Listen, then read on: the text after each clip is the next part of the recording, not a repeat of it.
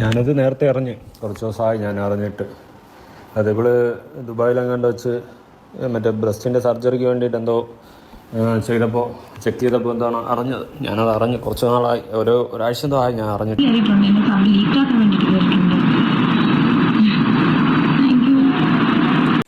Hey friends, നമ്മൾ രേണുമായിട്ട് ബന്ധപ്പെട്ടൊരു കാര്യം പറയാൻ വേണ്ടി വന്നതാണ്.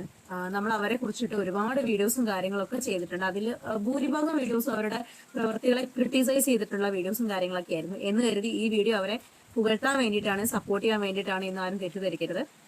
അവരെ കുറിച്ച് ലേറ്റസ്റ്റ് ആയിട്ട് ഒരു ന്യൂസ് കേട്ടു. നമ്മൾ കേട്ടിട്ട് കുറച്ച് നേരങ്ങളായി. നല്ല കാലാവസ്ഥാ വ്യതിയാനം, ഭയങ്കര കാറ്റ്, മഴ, ഇതൊക്കെ കൊണ്ടാണ് വീഡിയോ ഇത്ര ഡിലേ ആയത്. എന്തോ അവർക്ക് ബ്രസ്റ്റ് ക്യാൻസർ ഒക്കെയാണ് എന്ന് പറയപ്പെടുന്നു എന്നെല്ലാം കേൾക്കുന്നു. അതിൽ എത്രത്തോളം സത്യാവസ്ഥ ഉണ്ട് എന്നുള്ളതിനെ കുറിച്ച് നമുക്ക് വലിയ യാഥാർത്ഥ്യം ഇല്ല. വേറൊന്നും കൊണ്ടല്ല, അവരുടെ പ്രവർത്തികളും സംസാരങ്ങളും അവരുടെ ആരോഗ്യസ്ഥിതിയും കേൾക്കുന്ന വാർത്തകളും തമ്മിൽ ഒട്ടും ബ്ലെൻഡ് ആവുന്നില്ല. അത് വെച്ച് തന്നെയാണ് ഞാൻ അങ്ങനെ പറഞ്ഞത്. ഒരുപക്ഷെ അങ്ങനെ ഒരു അസുഖം ഉണ്ടെങ്കിൽ നമ്മളത് കണ്ടില്ല എന്ന് കരുതുന്നില്ല. കാരണം ക്യാൻസർ എന്നൊക്കെ പറഞ്ഞു കഴിഞ്ഞാൽ ഒരാൾ എന്തോരം സഫർ ചെയ്യും, അതിന്റെ സ്റ്റേജസ് എന്തൊക്കെയാണ്, എത്രത്തോളം പെയിൻ ഉണ്ടാവും, ഇതേമാതിരി രോഗങ്ങൾ വന്ന് എന്തോരം പേര് മരിച്ചു എന്നുള്ളതൊക്കെ നമുക്ക് അറിയുന്ന കാര്യങ്ങളാണ്. സോ ആ ക്യാൻസർ എന്ന് പറയുന്ന രോഗം ആർക്കും അത്ര സിമ്പിൾ അല്ല. അതുകൊണ്ട് തന്നെ നമ്മൾ അത്ര നിസ്സാരമായി കാണുന്നില്ല.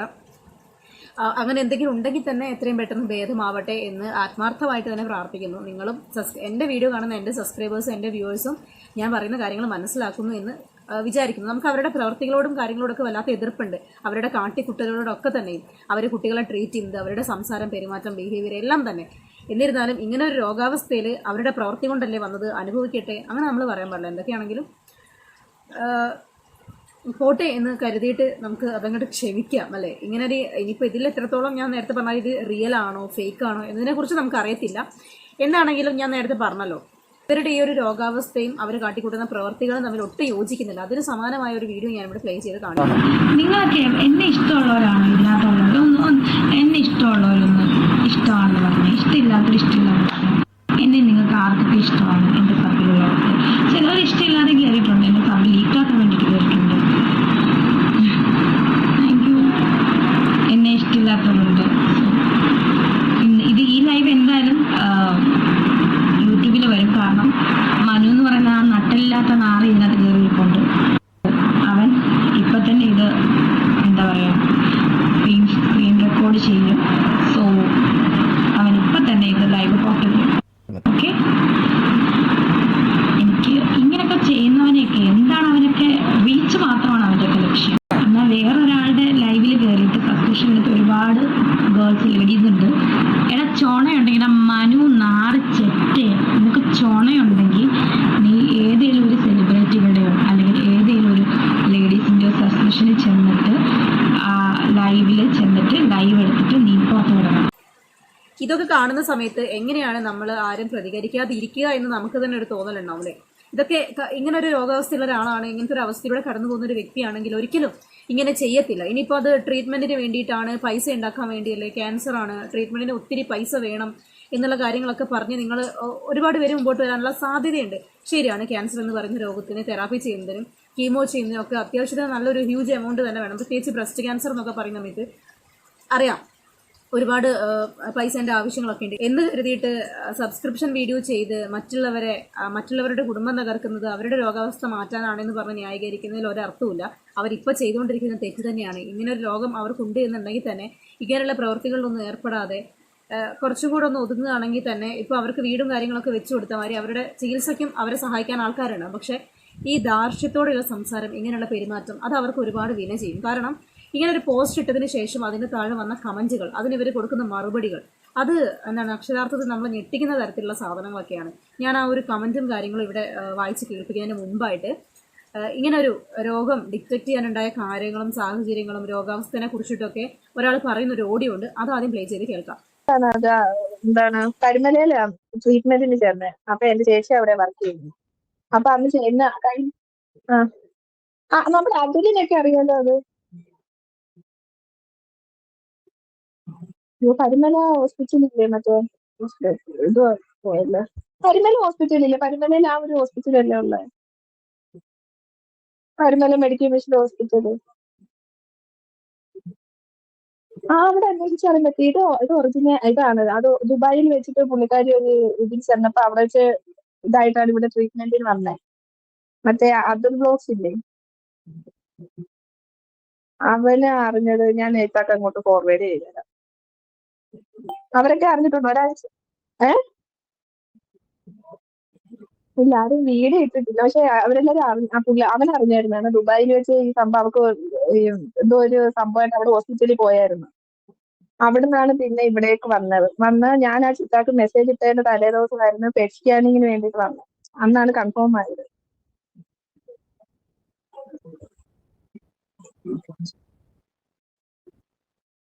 അതാണ്, ഞങ്ങൾക്ക് ആളിനെ ഇഷ്ടമല്ലായിരുന്നു. പക്ഷെ ഇത് കേട്ടപ്പോ ഒരു ചെറിയത്, എന്നിട്ട് അഹങ്കാരത്തിനൊരു കുറവുമില്ല ഇപ്പോഴും. ഞാൻ രണ്ടുമൂന്ന് വട്ടം ഈ ലേറ്റസ്റ്റ് ആണല്ലേ. പുള്ളിക്കാരിക്കിട്ട് ഞാനിപ്പോ ലേറ്റസ്റ്റ് ഒരു വീഡിയോ കണ്ടതിനകത്ത് ഞാന് രണ്ടുമൂന്ന് വട്ടം കമന്റ് ടൈപ്പ് ചെയ്ത്.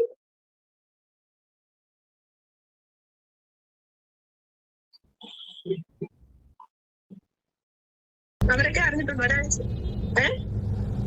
എനിക്ക് വാട്സപ്പ് ഷെയർ ചെയ്യാൻ പറ്റുന്നില്ല. മറ്റേ അർജുനിന്റെ ഒരു വോയിസ് ആണ് ഞാൻ അങ്ങോട്ടേക്ക് കേട്ടിട്ടുണ്ട് കേട്ടോ. ഓക്കെ.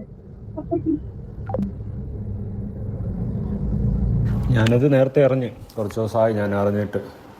അത് ഇവള് ദുബായിലെങ്ങാണ്ട് വെച്ച് മറ്റേ ബ്രസ്റ്റിൻ്റെ സർജറിക്ക് വേണ്ടിയിട്ട് എന്തോ ചെക്ക് ചെയ്തപ്പോൾ എന്താണ് അറിഞ്ഞത്. ഞാനത് അറിഞ്ഞ് കുറച്ച് നാളായി, ഒരാഴ്ച എന്തോ ആയി ഞാൻ അറിഞ്ഞിട്ട്. അപ്പൊ ഇങ്ങനെ ഒരു സാധനം അറിഞ്ഞിട്ട് കുറെ കാലങ്ങളായി. പക്ഷെ എന്നിരുന്നാലും അത് ശരിയാണോ തെറ്റാണോ, ഇനി വേറെ വല്ല ഏതെങ്കിലും തരത്തിലുള്ള ഡ്രാമയാണോ, ഇതിനെക്കുറിച്ചൊന്നും കാര്യമായ വ്യക്തത ഇല്ലാത്തതുകൊണ്ടാണ് ഇതാരും അങ്ങനെ പുറത്തോട്ട് വിടാഞ്ഞതും സീരിയസ് ആയിട്ട് എടുക്കാതിരുന്നതും ഒക്കെ തന്നെയും. ഞാൻ ആ കമന്റ് 2-3 നിങ്ങളെ വായിച്ച് കേൾപ്പിക്കാം. ഒരുപാടൊന്നും വായിക്കുന്നില്ല, എന്നാലും. ഇവിടെ ഭയങ്കര മഴയാണ് കേട്ടോ. ശബ്ദമൊക്കെ ക്ലിയർ ആണോ എന്നൊന്ന് കമന്റ് ചെയ്തേക്കണേ. വീഡിയോ ഇഷ്ടപ്പെട്ടാൽ ലൈക്ക് ചെയ്യുക, ഷെയർ ചെയ്യുക, സബ്സ്ക്രൈബും കൂടി ചെയ്യുക, ഹൈപ്പും ചെയ്തേക്കണേ, മറന്നുപോകല്ലേ. രാത്രി സബ്സ്ക്രിപ്ഷൻ ടൈം ആളെ ആയോ പൊന്നെ, വേണ്ട രേണു സുധി, നിന്റെ തന്തയ്ക്ക് കാണിച്ചു കൊടുക്കുക എന്നുള്ളതാണ് ഒരു കമന്റ്. അതിന് ഈ പുള്ളിക്കാരി തിരിച്ചു കൊടുക്കുന്ന മറുപടി ഇങ്ങനെയാണ്: നിന്റെ തന്തയുടെ തന്തയ്ക്കും കാണിക്കും. പിന്നെ പുള്ളിക്കാരൻ്റെ സ്ഥിരം പറയുന്ന ആ ഒരു തെറിവാക്കും. അതിന് മറ്റൊരാൾ കൊടുക്കുന്ന മറുപടിയാണ് തെറിവാക്ക് മോളെ, നീ ഇതിൽ കമന്റ് ഇടുന്നവരുടെ തന്തയ്ക്ക് വിളിക്കാതെ നിന്റെ ലൈവിൽ നീ എല്ലാം അഴിച്ചു കാണിക്കുമ്പോൾ ബ്രാ കാണിക്കൂ, നിപ്പിൾ കാണിക്കൂ, ഹിപ്പ് കാണിക്കൂ എന്ന് ചോദിക്കുന്നവരുടെ തന്തയ്ക്ക് വിളിക്കടി പന്ന തെറി ആൻഡ് മോളെ. ഇതാണ് ഇവരുടെ വീഡിയോയുടെ താഴെ കമന്റ് ഇടുന്ന ആൾക്കാരുടെ അവസ്ഥ. ഇവര് തന്തയ്ക്ക് വിളി, ഇങ്ങനെ പച്ച തെറി വിളി, ഇത് തന്നെയാണ് ഇവരുടെ സ്ഥിരം. അവരുടെ കമന്റ് ബോക്സിലുടനീളം അനാവശ്യമായിട്ട് ഒരാളുടെ ആരെങ്കിലും എന്തെങ്കിലും ഒരു കമന്റ് ഇടുമ്പോൾ, ഇതേമാതിരി കമന്റ് ഇടുമ്പോൾ അവരുടെ തന്തയ്ക്കും തള്ളയ്ക്കും 4 തലമുറയ്ക്കും കൂട്ടി വിളിക്കുക. എന്നിട്ട് അവരുടെ കമന്റിന്റെ താഴെ അവർക്ക് റിപ്ലൈ ആയിട്ട് ഒരുപാട് പേര് ഇവരുടെ തന്തയ്ക്കും തള്ളയ്ക്കും വിളിക്കുക. ഇതാണ് അവർ ഇതാക്കിക്കൊണ്ടിരിക്കുന്നത്. എന്തിന്റെ കാര്യത്തിലാണെന്ന് അറിയത്തില്ല. എന്താണെങ്കിലും കുറച്ച് ഇങ്ങനത്തെ രോഗാവസ്ഥയും കാര്യങ്ങളൊക്കെ ഉണ്ടെങ്കിൽ തന്നെ കുറച്ചൊരു പൊടിക്ക് കൊതുകം എന്നുള്ളതാണ് എൻ്റെ ഒരു അഭിപ്രായം. ഈ ഒരു ഫോട്ടോ അവർ സബ്സ്ക്രിപ്ഷൻ വീഡിയോയിൽ കുട്ടന്മാർക്ക് വേണ്ടി ഇടുന്ന ഒരു സാധനമാണ്. ഇതൊക്കെ ഇങ്ങനെ ഇത്രയും ഇതിൽ കാണിച്ചിട്ട് നെഞ്ഞിൽ തന്നെ ഗുഡ് മോർണിംഗ് എഴുതി വെച്ചിട്ട് എന്താണ് ഇവർ ഉദ്ദേശിക്കുന്നത്? അതുകൊണ്ട് ഇവർക്ക് കിട്ടുന്ന സാമ്പത്തിക തൃപ്തി അല്ലെങ്കിൽ പ്ലഷർ, മെൻ്റൽ പ്ലഷർ എന്തൊക്കെയാണെന്നുള്ളത് എനിക്ക് ഒട്ടും വ്യക്തത ഇല്ലാത്തൊരു കാര്യമാണ്. ഒരിക്കലും ഒരു സ്ത്രീക്ക് സ്വന്തം ശരീരം എക്സ്പോസ് ചെയ്ത് കഴിഞ്ഞാൽ അതിനകത്തൊരു ആത്മതൃപ്തിയോ ഒന്നും കിട്ടാൻ പോകുന്നില്ല. ഒരിക്കലും അത് കിട്ടില്ല. മറ്റൊരാളിത് കണ്ടല്ലോ, അവരത് ഏത് രീതിയിൽ വിലയിരുത്തും, അങ്ങനെയുള്ളൊരു പേടിയാണ് ഞാൻ മനസ്സിലാക്കി കൊടുത്തോളം ഭൂരിഭാഗം സ്ത്രീകളുടെ ഉള്ളിൽ. ഇവരിങ്ങനെ ബിഹേവ് ചെയ്യുന്നത് ഞാൻ നേരത്തെ പറഞ്ഞത്, ഇവർക്ക് ഏതൊക്കെയോ തരത്തിലുള്ള എന്തൊക്കെയോ പ്രോബ്ലംസ് ഉള്ളതുകൊണ്ടായിരിക്കാം ഇവരൊരു പക്ഷേ ഇങ്ങനെയൊക്കെ ബിഹേവ് ചെയ്യുന്നത്. ഈ ഒരു പോസ്റ്റാണ് നമ്മൾ കണ്ടിട്ടുണ്ടായിരുന്നത്. അതിൻ്റെ താഴെ ഒരു കമൻ്റ് ഉണ്ട്: ഐ ആം എ ഫൈറ്റർ, അത് സമയം ആകുമ്പോൾ എന്നെ മനസ്സിലാക്കാത്തവർ മനസ്സിലാക്കും എന്നുള്ളതാണ് അതിൻ്റെ സാരാംശം. അപ്പോൾ പുള്ളിക്കാരി എന്തൊക്കെയോ കണക്ക് കൂട്ടി തന്നെയാണ് ഇടുന്ന റീൽസ് ആവട്ടെ, കമൻസ് ആവട്ടെ, അല്ലെങ്കിൽ ഇതേ കൊടുക്കുന്ന ക്യാപ്ഷൻസ് ആവട്ടെ, ഇങ്ങനെ ഒരു സാധനം ഉണ്ട് എന്ന ആളുകളിലേക്ക് എത്തിക്കുന്ന രീതിയിൽ തന്നെയാണ് പുള്ളിക്കാരി ഇടുന്നത്. ഈ ഒരു സെന്റിമെന്റൽ ട്രാക്കും കാര്യങ്ങളൊക്കെ പിടിക്കുകയാണെങ്കിൽ അവരെ കളിയാക്കുന്നില്ല. അങ്ങനെ പിടിക്കുകയാണെന്നുണ്ടെങ്കിൽ തന്നെ അവരുടെ നെഗറ്റീവ്സും കാര്യങ്ങളൊക്കെ അവർക്ക് മാറ്റിയെടുക്കാനുള്ള നല്ല ചാൻസ് ഉണ്ട്. ഇനി ഇതൊരു റീസൺ ആക്കിയിട്ട് പണ്ടത്തെ പോലെ പണത്തിന് വേണ്ടി ആൾക്കാരുടെ മുമ്പിലോട്ട് ഇറങ്ങുമോ എന്നുള്ളതിനെ കുറിച്ചും ധാരണയില്ല. സാമ്പത്തികം ഇല്ലാത്ത അവസ്ഥയിലാണെങ്കിൽ രോഗത്തിന്റെ കാര്യമല്ലേ, കണ്ടറിഞ്ഞ് സഹായിക്കാൻ മനസ്സിലായ ആൾക്കാർ സഹായിക്കട്ടെ എന്ന് തന്നെയാണ് എൻ്റെ ഒരു അഭിപ്രായം. പക്ഷേ ഇവരുടെ ഈ ഒരു സബ്സ്ക്രിപ്ഷൻ കൊണ്ടും നാക്ക് കൊണ്ടും തെറിവിളി കൊണ്ടും ഒക്കെ അതിന് മുതിർന്ന ആളുകൾ മുമ്പോട്ട് വരുമോ എന്നുള്ളത് സംശയിക്കേണ്ടിയിരിക്കുന്നു. കാരണം ഹെൽപ്പ് ചെയ്ത ആൾക്കാരെ അത്രയും തന്നെ ഫിറോസ് ആവട്ടെ, അച്ഛനാവട്ടെ, എല്ലാവരും തെറി കേട്ടുകൊണ്ടിരിക്കുന്ന ഒരു സമയമാണല്ല, ആ സമയം കഴിഞ്ഞു പോയി. അതുകൊണ്ട് തന്നെ ഞാൻ അവസാനമായി നിങ്ങളൊരു വീഡിയോ കാണിക്കുന്നതിന് വേണ്ടി ഞാൻ എടുത്തു വെച്ചിട്ടുണ്ടായിരുന്നു. അത് ഞാൻ വേറൊരു ഫൺ എഫക്റ്റിൽ ചെയ്യണമെന്ന് കരുതിയിരുന്ന ഒരു വീഡിയോ ആണ്. ഇനിയിപ്പോൾ എന്തായാലും ഇതൊക്കെ കേട്ട സ്ഥിതിക്ക് നമ്മളൊരു ഫണ്ണാക്കി എടുക്കുന്നില്ല. ഞാൻ ആദ്യം ആ ഒരു വീഡിയോ നിങ്ങളിവിടെ പ്ലേ ചെയ്ത് കാണിക്കാം. ആ വീഡിയോ മുഴുവൻ കണ്ടതിന് ശേഷം അതിൽ നമ്മളെ പ്രജീഷ് പ്രകാശ് ഇടുന്ന ഒരു കമൻ്റ് ഉണ്ട്, ഞാനത് ഒന്ന് കാണിച്ചു തരാം കേട്ടോ. നമസ്കാരം, ഞാൻ നിങ്ങളുടെ സ്വന്തം റീന്യൂസിനി ആട്ടോ. അപ്പൊ ഇന്ന് ഞാൻ രാത്രി സബ്സ്ക്രിപ്ഷൻ തുടങ്ങുകയാണ്. അപ്പൊ നിങ്ങൾ എല്ലാവരും എന്റെ സബ്സ്ക്രിപ്ഷൻ കാണാനും വേണ്ടി വന്ന രാത്രി 9 മണിക്ക് ഞാൻ ലൈവ് പോകും. പിന്നെ എന്റെ തുണിയില്ലാത്ത വീഡിയോ ഒന്നും കാണാനും വേണ്ടി ആരും അതിനകത്തോട്ട് വരണ്ട. എന്റെ അങ്ങനെയുള്ള വീഡിയോ ഒന്നും ഞാൻ ഇതിനകത്ത് റിലീവ് ചെയ്യൂല. എന്റെ കാലിന്റെ ഭംഗി, എന്റെ വിരളിന്റെ ഭംഗി, ഇത് എന്റെ ഈ ചിരിയുടെ ഭംഗി, ഇതൊക്കെ മാത്രമേ ഇതിനകത്ത് കാണിക്കുള്ളൂ. അപ്പൊ രാത്രി 9 മണി എന്താ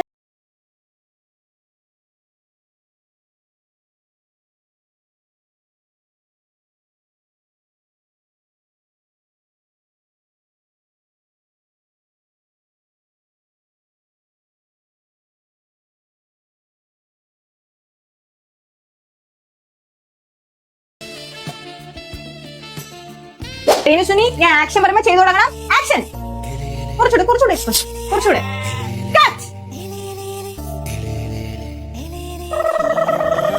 ഞാറുപലിച്ച് മക്കളെ വന്ന് റീലുസിന് പുതിയ സബ്സ്ക്രിപ്ഷൻ വീഡിയോ ഒക്കെ ലീക്ക് ആയല്ലോ, അതിനെ കുറിച്ച് എന്താ പറയാനുള്ളത്? ശരിക്കും എന്റെ സബ്സ്ക്രിപ്ഷൻ പേജിനകത്ത് അതിനകത്ത് കയറി എല്ലാം കണ്ട് ആസ്വദിച്ച് എല്ലാം ചെയ്തിട്ട് അതെടുത്ത് അങ്ങ് പബ്ലിക്കാക്കി. എടാ തനിക്കൊക്കെ നാണമുണ്ടോ? താനൊക്കെ എന്റെ ഈ ശാലീന സൗന്ദര്യം അത്രയും ആസ്വദിച്ചിട്ട് പുറത്ത് വീഡിയോ എടുത്തിടാൻ തനിക്കൊക്കെ നാണമുണ്ടോ? ഇനി നീയൊക്കെ എന്തൊക്കെ ചെയ്താലും എനിക്കൊരു കുഴപ്പമില്ലടാ. ഞാൻ ഇനിയും വീഡിയോ ഇടും, ഇനിയും ചെയ്യും.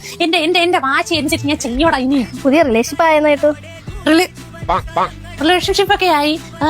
ഒരു 1 ഇയറിനകത്ത് ഞങ്ങളുടെ കല്യാണം കഴിയും. അപ്പൊ പേര് മാറ്റുമായിരിക്കുമല്ലേ ചേട്ടന്റെ? പേര് അവന്റെ പേര് നല്ല പേരാണെങ്കിൽ മാത്രമേ മാറ്റുള്ളൂ. അല്ലെങ്കിൽ ഈ പേര് വെച്ച് ഞാൻ മാക്സിമം റീച്ച് പറ്റുന്നിടത്തോളം ഞാൻ ചെയ്യും. അല്ല, റിലേഷൻഷിപ്പ് ആയ സ്ഥിതിക്ക് പുതിയ പേരിടുന്നതല്ലേ നല്ലത്? അയ്യോ, അങ്ങനെ ഇടാൻ പറ്റൂല. എല്ലാം എന്റെ സുനിച്ചേട്ടന് വേണ്ടിട്ടല്ലേ. ഓക്കെ, അപ്പം ഇതിന്റെ താഴെ ഡേ എന്ന് പറഞ്ഞുകൊണ്ട് ചിരിച്ചുകൊണ്ട് അവരുടെ ആ ഒരു ഇതിനെ കളിയാക്കിക്കൊണ്ട്, അല്ലെങ്കിൽ രേണുവിന്റെ ആ ഒരു സാധനം അംഗീകരിച്ച് അവരെ കളിയാക്കിക്കൊണ്ടാണ് ഈ പ്രജീഷ് പ്രകാശ് എന്ന് പറയുന്ന വ്യക്തി കമന്റ് ഇട്ടിട്ടുണ്ടായിരുന്നത്. ഞാനതൊരു സെപ്പറേറ്റ് വീഡിയോ ആക്കി തന്നെ നിങ്ങളിലേക്ക് എത്തിക്കണം എന്ന് കരുതിയതാണ്.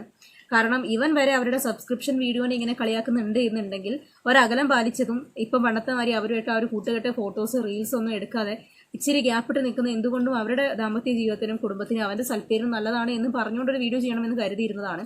അത് ഞാൻ ഈ വീഡിയോ തന്നെ പറയുന്നു. എന്തൊക്കെ പറഞ്ഞു കഴിഞ്ഞാലും ഈ ഒരു രോഗാവസ്ഥയിലാണെങ്കിലും അവർ ഈ ചെയ്യുന്ന സബ്സ്ക്രിപ്ഷൻ പരിപാടിയും അതുവഴി ആൾക്കാരെ കാണിക്കുന്നതും അതിൽ കാട്ടിക്കൂട്ടുന്ന വൃത്തികേടുകളും നേരത്തെ കാണിച്ച വീഡിയോയ്ക്കകത്ത് നിങ്ങൾ കണ്ടല്ലോ. വയറ് പൊക്കി വല്ലാതെ വിസിബിൾ ആവുന്ന രീതിയിൽ പൊക്കി കാണിക്കുക, ശേഷം അവരെ സൂചിപ്പിക്കുന്ന രീതിയിൽ സംസാരിക്കുക. അതിൽ വന്ന കമന്റ്സ് തന്നെ ബ്രാ കാണിക്കുകയോ ഹിപ്പ് കാണിക്കുകയോ ചേച്ചി മൂടാ, ഇങ്ങനെയൊക്കെയാണ് ആ ലൈവിനകത്ത് വന്നുള്ള കമന്റ്സും കാര്യങ്ങളൊക്കെ തന്നെ. അപ്പം ഇങ്ങനെയൊക്കെ ആളുകളുടെ ഇന്ന് ചോദ്യങ്ങൾ പ്രതീക്ഷിച്ചുകൊണ്ട് അവർ ലൈവ് ചെയ്യുന്ന സമയത്ത് അവർക്ക് അറിയാം ഇനി ലൈവിന് പോയി കഴിഞ്ഞാൽ ഇങ്ങനെയൊക്കെയാണ് ആൾക്കാർ ചോദിക്കുക. അല്ലാണ്ട് ചേച്ചി കഞ്ഞി കുടിച്ചോ, ചോറ് വെച്ചോ, വീട്ടിലെന്താ കറിയുക കാര്യങ്ങളൊന്നും ആയിരിക്കത്തില്ല ആരും ചോദിക്കുക. അവർക്ക് കാണേണ്ടത് ഇവരുടെ ശരീര പ്രദർശനമാണ്. അവരതിൽ പറയുന്ന വർത്തമാനങ്ങൾ അത്രയും തന്നെ കമ്പിച്ചാറ്റും കാര്യങ്ങളൊക്കെ തന്നെ ആയിരിക്കും. അതുകൊണ്ട് തന്നെ അങ്ങനെയുള്ള കാര്യങ്ങളിലൊക്കെ ഒന്ന് മാറി, ഇപ്പം ഇങ്ങനെ രോഗാവസ്ഥ ഉള്ളതാണെങ്കിൽ തന്നെ ഇത്തരത്തിലുള്ള കാര്യങ്ങളിൽ നമുക്കൊന്ന് മാറി നല്ല എന്തെങ്കിലും കാര്യങ്ങളിൽ ഏർപ്പെടാൻ വേണ്ടി പ്രത്യേകം ശ്രദ്ധിക്കുക എന്നുള്ളത് നമുക്ക് അവർക്ക് കൊടുക്കാൻ പറ്റുന്നൊരു ഉപദേശം മാത്രമാണ്. പക്ഷെ അവരത് കേൾക്കില്ല എന്നുള്ളത് അവരുടെ പെരുമാറ്റം, സംസാരം, ധാർഷ്ട്യം കൊണ്ട് നമുക്ക് അറിയുന്ന കാര്യമാണ്. ഇത്രയൊരു രോഗാവസ്ഥയിലിരിക്കുന്നത് കൊണ്ട് തന്നെ അത് മൂർച്ഛിക്കാതിരിക്കട്ടെ, കൂടുതൽ വിപത്തുകൾ സമ്പാദിക്കാതിരിക്കട്ടെ, രോഗം എത്രയും പെട്ടെന്ന് മാറട്ടെ എന്ന് മാത്രം നമുക്ക് നമ്മുടെ ഭാഗത്തുനിന്ന് അവർക്ക് വേണ്ടിയൊന്ന് പ്രാർത്ഥിക്കാം എന്ന് കരുതി അവർ ചെയ്യുന്ന തെറ്റായ പ്രവർത്തികളെ നമ്മൾ സപ്പോർട്ട് ചെയ്യുകയോ കണ്ടില്ല എന്ന് നടിക്കുകയോ ചെയ്യില്ല. ശരിയായ രീതിയിൽ വിമർശനം അർഹിക്കുന്നത് പോലെ ഒരു പരിധി വിടാതെ നമ്മൾ അവരെ വിമർശിക്കുന്നത് തന്നെയായിരിക്കും. കാരണം ഒരു ഉദാഹരണം പറയുകയാണെങ്കിൽ ഇപ്പോൾ ഒരു ക്യാൻസറുള്ള രോഗി മയക്കുമരുന്ന് കച്ചവടത്തിന് ഇറങ്ങിയാൽ അതിനെ നമുക്ക് അംഗീകരിക്കാൻ വേണ്ടി പറ്റത്തില്ല. കാരണം അവർ മറ്റുള്ളവരുടെ കുടുംബം തൊലിച്ചുകൊണ്ടാണ് അവർ രക്ഷപ്പെടാൻ വേണ്ടി ആഗ്രഹിക്കുന്നത്. അത് ശരിയായൊരു പ്രവണതയല്ല. നേരെ മറിച്ച് ഏതെങ്കിലും ആളുകൾ ചോദിക്കുന്ന ഒരു സാമ്പത്തിക സഹായങ്ങൾ ചോദിക്കുകയോ അല്ലെങ്കിൽ അധികം ശാരീരിക ബുദ്ധിമുട്ടുകൾ ഇല്ലാത്ത രീതിയിലുള്ള ജോലികൾ ഏർപ്പെടുകയോ ചെയ്യുകയാണെങ്കിൽ അവിടെ അവരൊരു പ്രശംസ അർഹിക്കുന്നുണ്ട്. അപ്പം ഞാൻ പറഞ്ഞതിലെ ഡിഫറൻസ് നിങ്ങൾക്ക് മനസ്സിലായി കാണുമെന്ന് കരുതുന്നു. ഇത്രയൊക്കെ പറയാനുള്ളൂ. ഇനി മറ്റൊരു വീഡിയോ കാണുന്നവരെ ബൈ ബൈ.